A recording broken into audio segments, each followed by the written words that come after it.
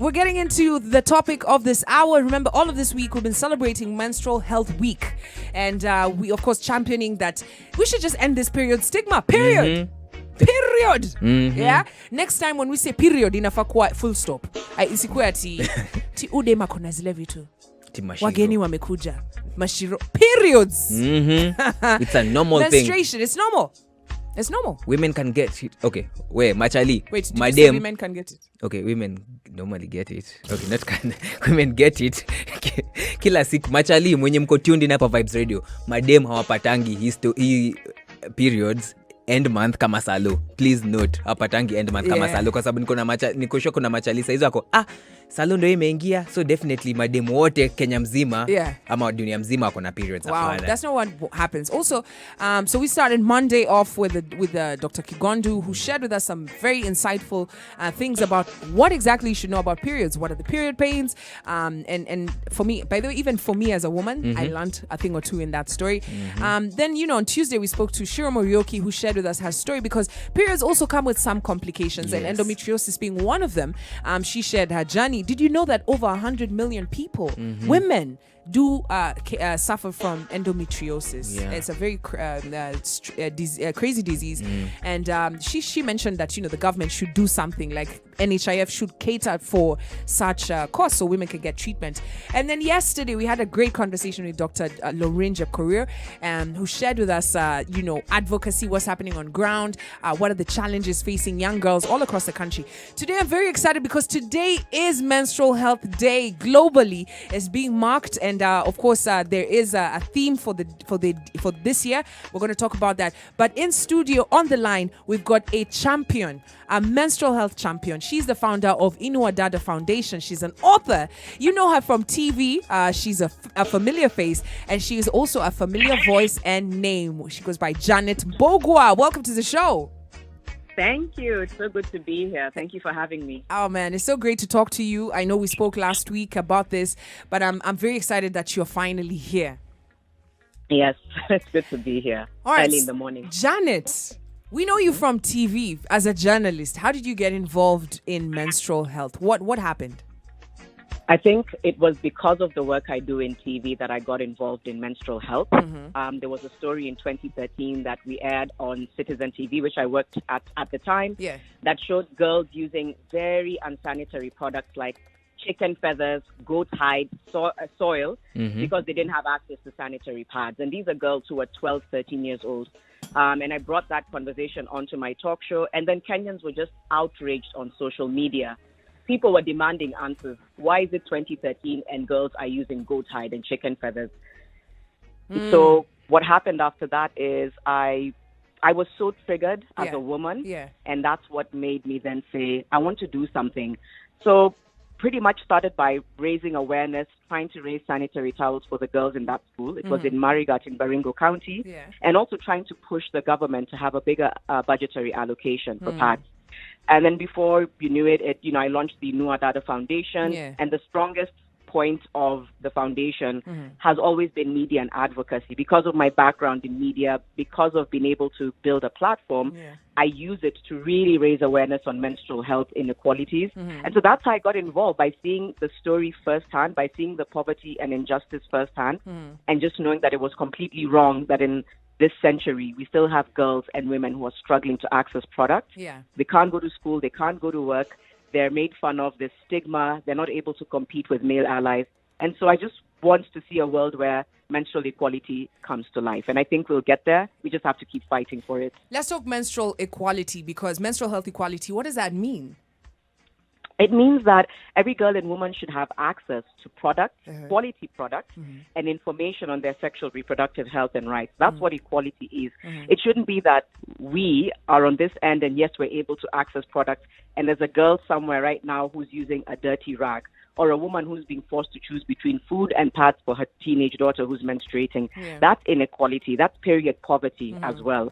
And what that does is it holds a lot of women and girls back from being able to achieve what their capabilities are. But because of their periods, this very natural process, they're unable to, because they can't leave the house, or they face a lot of stigma. There's also cultural myths and taboos that hold women and girls back. In some countries, you're not allowed in the kitchen because you're dirty when you're on your period. Yeah. In countries like India, you're not allowed in the temple because you're dirty. Yeah. And so all those myths and taboos also affect a girl's and woman's self-esteem. And so that is all inequality. It has to end, especially the access to products. I mean, why do we have free condoms everywhere? And why is it so difficult to get pads for free? So that also needs to end. That's a really strong question. We're going to take a commercial break from there, to take a break from having a conversation. Janet, when we come back, I'd like to talk about, when you said access to information, because I think that's very key. Imagine going through your very first period without even having the information on what to expect. And then we're going to also talk about your book. So do keep it right here. Thank you so much, Janet. Hold that thought. Keep it right here. Morning Vibes with Kwambox Mbunde. And of course, we got Janet Mbugua, an author, menstrual health champion, founder of Inua Dada Foundation, and you know her from TV. And of course, today she's here to educate you on Menstrual Health Day. Tell all the girls, the boys, the dads, the moms, the fathers, everyone. Tell them to tune into Vibes Radio because not only can we not stop reggae, but we're also educating you on periods. Vibes Radio, we rule the nation in this generation. How you doing? This is Morning Vibes, and I'm your captain of good vibes. They call me Kwambox, and I'm here with Brian Mbunde. And of course, leo tukona a big topic. Today is Menstrual Health Day, and we're talking to Janet Mbugua, who's an author, menstrual health champion, founder of Inua Dada Foundation, and I'm Joe from TV. Welcome back, Janet. Thank you. So, Janet, last year you petitioned Parliament to improve on the menstrual health management policy in Kenya to ensure all women in Kenya are receiving adequate menstrual health management services. Has there been any change since last year when you're celebrating Menstrual Hygiene Day versus this year? I think the biggest change is that we're very likely to see the policy being launched any day now. And the reason why that's important is because it gives us a framework to carry out the implementation to help girls and women. So a lot of the reason I did the policy is because this document has been sitting on an office somewhere, and it needs to be put out, given to the public. The public needs to interrogate it and engage with policymakers. And then the implementation is always the biggest problem, because Kenya has amazing policies, but when it comes to implementation, sometimes it's done the wrong way or nothing happens. So I'd say the biggest difference between last year and this year is we have seen, for instance, the Ministry of Health take it up as a priority agenda. And I've been made to understand that any day now that policy is going to be made public, and then we'll have a framework to use. And so I remember telling people that the day that policy is made public is when I'll close the petition. Until then, it will just stay open. But it has to happen. Janet, I got to ask a question. We see free pads distribution happening. And you will hear schools right now saying that the last time they received sanitary towels was like a year ago. So which comes back to structures and framework. In your honest opinion, should national government deal with the distribution, or should counties be the ones that are doing their distribution? That's a really good question. I don't think it should be national government. I think national government needs to put together a multi-stakeholder team, and they need to put together implementation partners. That's how it works best, because they can't do everything. And that's also something that a lot of menstrual health champions have been pushing for. It's saying, look, thank you for the framework. Allow us to help you carry out this work, because you have a lot else going on. So counties should be involved, and on top of that, civil society should be involved as well in the implementation. Community champions, guys who are always on the ground, they would do a really great job, because they're with these girls and women every day. So they know who needs the products the most. They know who needs the education the most. So I would say the government needs to adopt a sort of like a team in different parts of the country, different teams to help carry out that agenda. Otherwise, that's why it's not working. I've also gone to places and a girl says, no, I haven't received pads in 6 months. They came for the first 2 months, and after that, nothing happened. That's so crazy. You need people who can follow through. It is crazy, and it's so unfair. But interestingly, that gap has been filled. Where the government is not doing its job, there are unscrupulous individuals who have decided to take up that position. We've heard of men playing their role by, seducing young girls with the promise of getting them sanitary towels in exchange for sexual favors. And a lot of girls are actually getting pregnant from this. How can we tackle this? That is one of the saddest things to come out of this whole situation. We don't have any solid evidence, but we definitely have stories from the ground that is happening, and it's causing teen pregnancy, dropout in school, HIV infections. And this is, by the way, why menstruation is such an important topic, because it affects a lot of other facets of life. So people need to stop looking at it as that thing for madame, like that's just not our problem. It's like, no, it's everybody's problem, because if we've got thousands of girls dropping out of school, that is going to come back and affect the education system, the economy, crime cycle, poverty cycle. But I think what we need to do is, and what I'm very big on, is we need to educate everyone and include everyone in the conversation. Like Kwambox, just before you took a break, you were like, tell your dads, tell your sons. Exactly. Yeah. Let the men get into this conversation so that they understand the implications of their actions. And that's why I'm really impressed that there's a whole group of male champions coming up. They're also speaking to border guys and saying, can we stop doing this? It's affecting our sisters. We don't know yet what those results will be, but I'm willing to bet it's going to yield some kind of result when they begin to understand that they are feeding into the poverty cycle by doing this. And also, if you have impregnated a girl, you should also be held accountable for your actions, right? True. You shouldn't be roaming free. Yeah. And that's another issue that comes in Kenya, where we know that they're roaming free and that they're doing it again and again. Even now, because of COVID, it's on the rise because of COVID. Because girls who are getting pads in school don't have access, and so they are now resorting to sexual favors in return for pads. So community leaders and community members need to hold those perpetrators accountable, and then we need to engage and have a healthy dialogue with everyone about why menstruation and period equality is so important for girls and women. True. All right, we're going to take another short commercial break. But before I let you go, Janet, for the break, Brian, tell Janet what us guys are doing. We're getting the men to champion this today on Menstrual Health Day. Yes, so that's amazing. We want every listener who's listening right now to Vibes Radio, and even guys online, especially the men. Yes, to just share a picture with a pad, with a tampon, just to support women during this day. And no, it's not to support women, Brian. So that they can be part of their conversation. Yes. Where is Brian's picture? Yeah. After the show, I'll share. Let me go. I'm getting for your sanitary towel right now. Vibes Radio, we rule the nation in this generation. A very good morning to you. This is Morning Vibes. I'm your captain of good vibes. They call me Kwambox. And your tiny boy, Brian Mbunde. So in this hour, of course, we're talking about menstruation. Today is Menstrual Health Day, Menstrual Hygiene Day. And it's being celebrated all across the world because, guess what, guys? Especially men. Imagine periods hazifanyiki tu mademu wa Kenya. Ikitu ni international. International. Kwambox, jana ulinishtua. Unaambia mtu wa class 3. Yeah. Okay, isn't 3, yes. Mtu wa class 3 maziwa anapatanga hizi periods. It continues until continues. Yeah, until you get from menostart to menopause. So menostart, mtu yako class 3. MVPs when you mko tuned in. 9 years old. Yeah. Mimi nilikuwa dhani naanza class. By the way, I swear, mimi jana nilikuwa dhani naanza class 8. Yeah, story yangu is very different. Lakini pia story ya Janet is very different. Janet, welcome back to the show. Thank you. It's good to be here. We got Janet Mbugua. She's an author, menstrual health champion, founder of Inua Dada Foundation. And of course, she's doing a lot in this area of menstrual health. And I appreciate you for that. Let's talk book. Your first time. How did this book come about? I realized that in the work I've been doing for the last few years, the biggest thing seems to be the stigma around the conversation, which again compounds the poverty and all the other myths and taboos. And because I'm a creative and I love creating content, storytelling is one of the things that I hold most dear to my heart. I have loved storytelling since I was a kid, and I think when I was on TV, a lot of the interviews I did entailed people's stories. Because I feel like a story brings a face to the issue. And so that's what I wanted to achieve with the book. I wanted it to be a book in particular because I wanted a resource that is proudly Kenyan, where girls can look at different faces of menstruators from across the country and know that this is something really normal and that it doesn't have to hold them back from thriving in life. I also included men in the book because, like I said, I mean, gosh, I'm a part product of a man.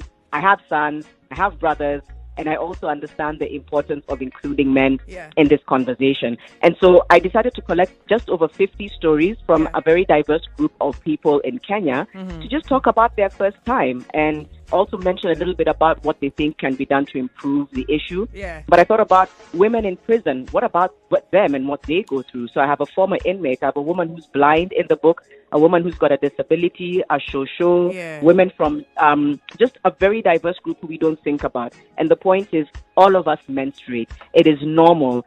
But what we need to keep in mind is, how do we manage our menstruation? And when it becomes problematic, how do we seek some kind of medical help? So that was the premise for the book. I'm super proud of it. And I like the I'm book glad as that, well. yeah, I'm glad that people have responded well. Even Dad's telling me, hey, Janet, you've made my life easy. Because now I just give the book to my daughter. Yeah. I told her, read this book and then come and ask me questions.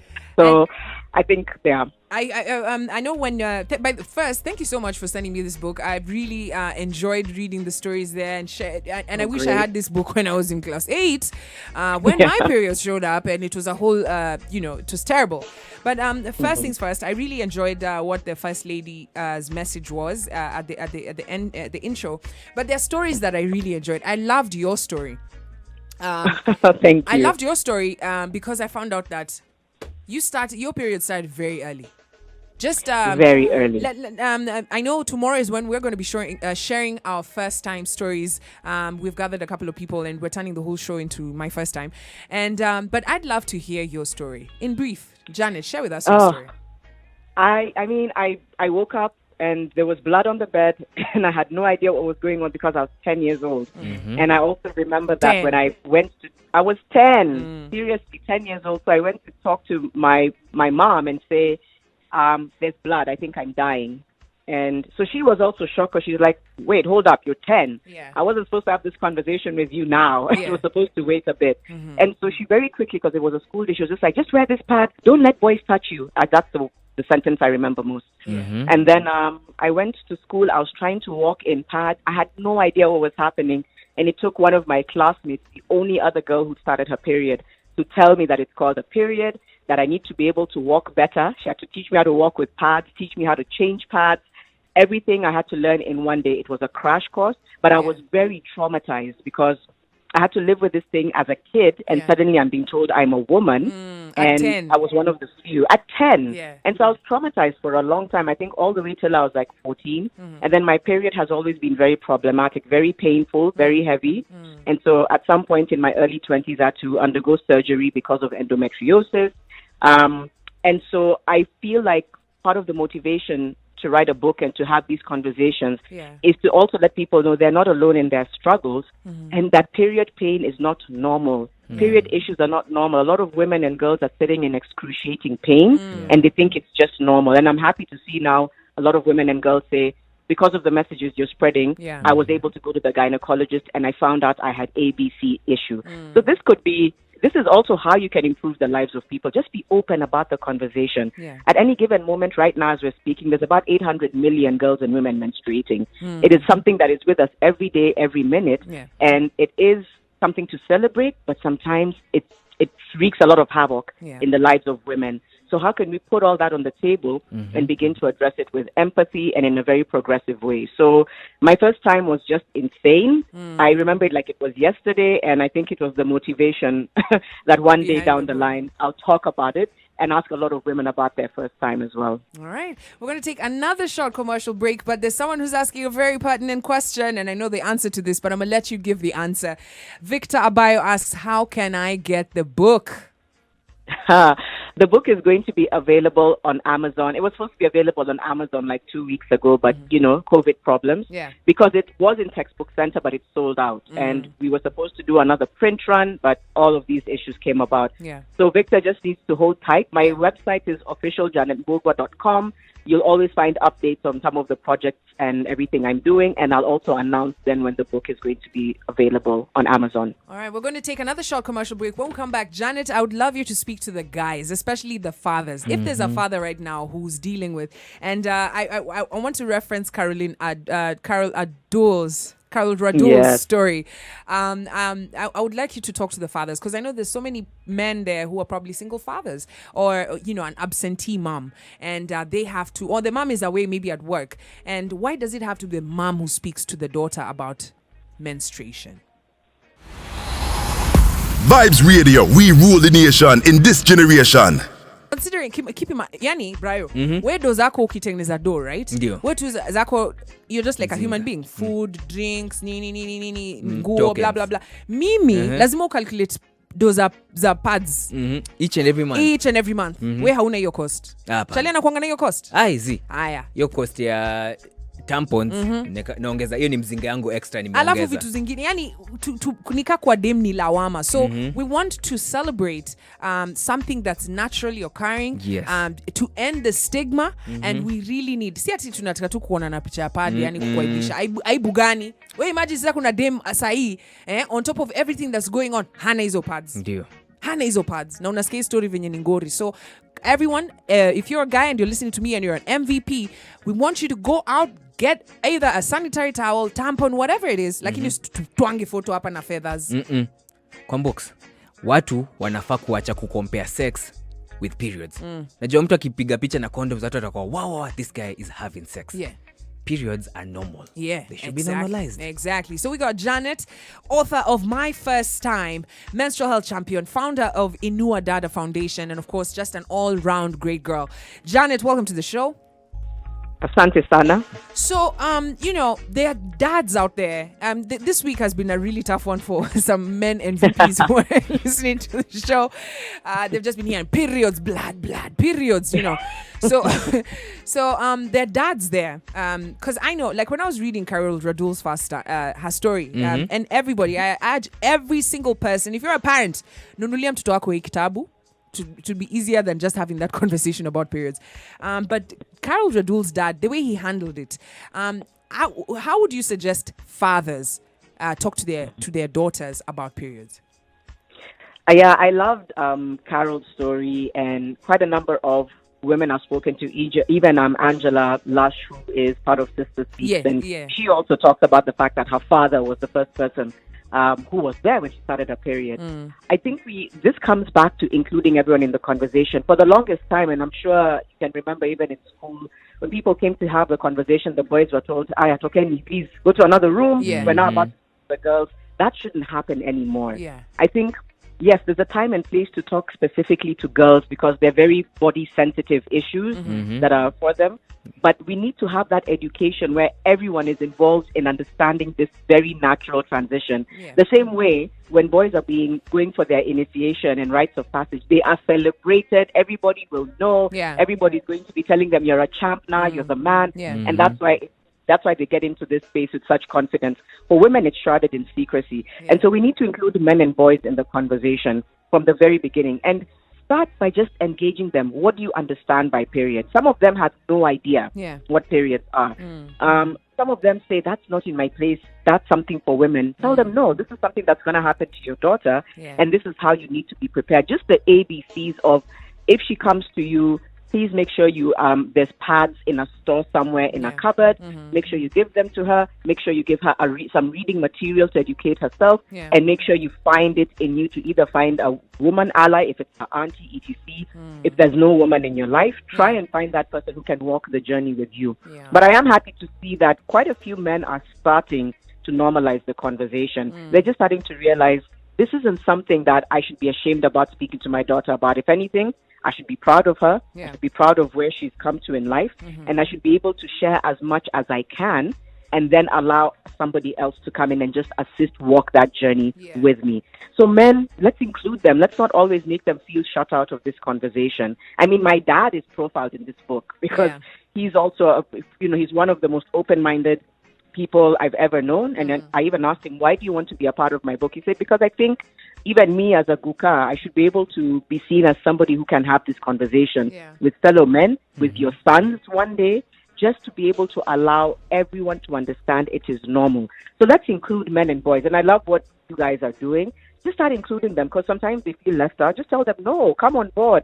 Talk about products with us. If you have any questions, this is a safe space. Ask anything. Yeah. I'm hearing stories from girls saying, talking about on dates with their boyfriends, trying to start the conversation. And some of them have told me their boyfriends were like, man, I'm so glad you brought it up because I have so many questions. Wow. So just invite them into the conversation and make them feel like it's a safe space. That's what I would say. In terms of schools, Janet, do you think they should do more in terms of even educating teachers themselves, because remember last year in around September, the school going girl who was period shamed and she committed suicide.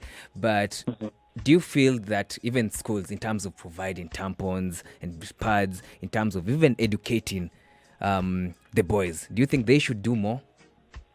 I think that's actually where one of the biggest problems is because the educators themselves are already carrying the shame and stigma that they've known since they were young. Okay. And so the biggest part of the training and advocacy awareness should be with teachers, guardians, and parents. The custodians of children's lives really, really need this education. So in schools, from what I've heard, there are some teachers who are incredible champions. They've taken this on, and they are the ones who the girls go to when they have issues. Other schools, the girls will tell me, you cannot even begin to talk about periods. You're told, don't bring that shameful conversation here. And this is a teacher of a 12, 13-year-old. So there is a gap in terms of educating the educators, and that needs to be a very big focus of this conversation. I know when I had started doing my book tour this year, I was leaving books in certain schools and telling the teachers, please just use this as a reference point. It's super easy, and you can use it to have the conversation with your students. And they were very welcome to that idea, because they say, yeah, Janet, it's true. Even as teachers, sometimes there's a challenge in trying to see, how do I communicate to this girl? Where does my role start and the mother's role end? So they're a bit nervous as well about that. So yes, there is a huge need to educate the educators, equip them with the confidence and information. Information is a very big thing. Lack of information is why a lot of girls also fall pregnant. They don't know that their reproductive rights and their reproductive health is now transitioning, that they can fall pregnant because they're on their period. Many of them don't know that. And many of them don't have a teacher who's going to tell them, or a parent. I met a girl in Korogosho, I think last year. She's such a smart girl, super dope. We were hanging out. She's 13. And she was telling me she started her period when she was 12, but not a single person in her life had ever mentioned periods to her. No, she was 13. She was 13 when she started. I was hanging out with her when she was 14. And I said, what do you mean? Your mom? She's like, nope. I said, your teacher? She said, nope. When I started, I had no... This is 2019. And she said when she started, she had no idea what was happening. It was her friends who told her friends who got her pads. So imagine a girl like that could very easily fall into the traps of having, unprotected sex or irresponsible sexual behavior. And there you have another teen mom. So teachers need to step up and be bold enough to ask, to have this conversation. And also, they shouldn't be ashamed to say that they also don't know. I know that there's teachers' handbooks that the ministry has begun to develop. So those will be handbooks that teachers can use. So there's stuff happening behind the scenes. That's a good thing. Material is being developed and produced, and I think trainings are going to start very soon. I love it. But we need to push for it to happen. I love it. Thank you so much, Janet. And we continue to stand with you as you make this thing, as you make more noise, more advocacy. We've got you here as Morning Vibes. We stand with you. And thank you so much for this book. I wish I had Oh, man. Thank you, guys. I know. We all do. Make sure you tune in tomorrow, because I've invited a lot of people. In fact, you've started it by sharing your first time story. I've invited a lot of ladies to share their first time stories so that we can help guys and end the week in style. All right. Thank you, guys. Awesome show. I really enjoyed the conversation. And shout out to all the menstrual health champions out there. There are so many. I also celebrate all the work they're doing. Thank you, guys, so much. Thank you. That was Janet Mbugua, author, menstrual health champion, founder of Inua Dada. You know her from TV. And, of course, she's a friend of Morning Vibes. Hey, Brayo. Hiyo sanitary towel yako iko wapi? Iko hapa kwa Twende desk. tutange photo. Vibes Radio, we rule the nation in this generation.